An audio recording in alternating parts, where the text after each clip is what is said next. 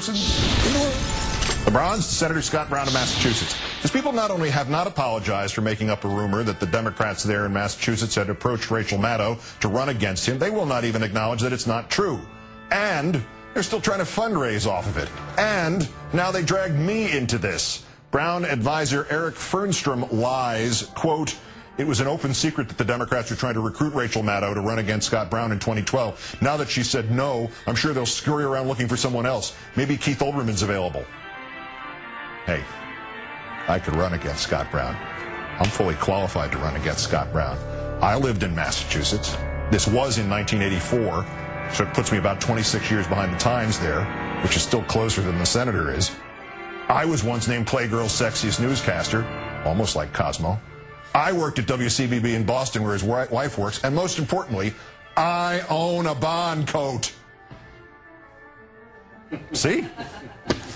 Our runner-up, Representative Michelle Bachman of Minnesota. She's again protesting the big conspiracy that only she can see.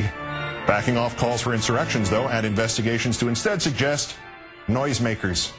Quote, "With everything within us, we need to literally start banging garbage lids together."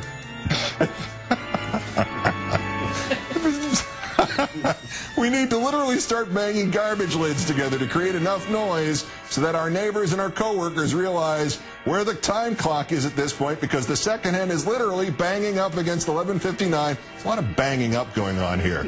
Has she been out in that club in West Hollywood against 11:59 on the clock of freedom when it comes to health care? We cannot rest, we can't take our marbles and go home.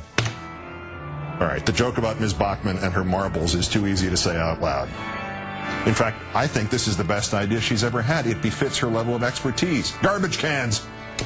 But our winner, Bill O'Reilly, who, now I have been away for a while, so I forget who some of these folks are. He's apparently one of those trained SEALs over at Fox News. Is that right? Over the weekend, Mr. O'Reilly once again spoke to the It Happened to Alexa Foundation, a terrific group that tries to support rape victims, to which I've donated.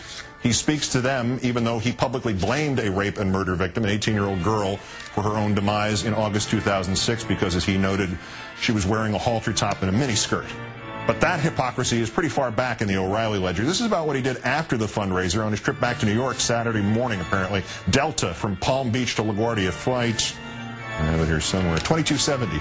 About every week or so, Mr. O'Reilly goes on TV and decries the waning morals of this nation, especially the willingness of women to appear in bikinis or less, or their appearance in commercials or videos. He underscores how offensive this is by, naturally, showing several minutes of the women in bikinis or less on TV. This, he proudly announces, is him just looking out for the folks, especially those poor exploited women.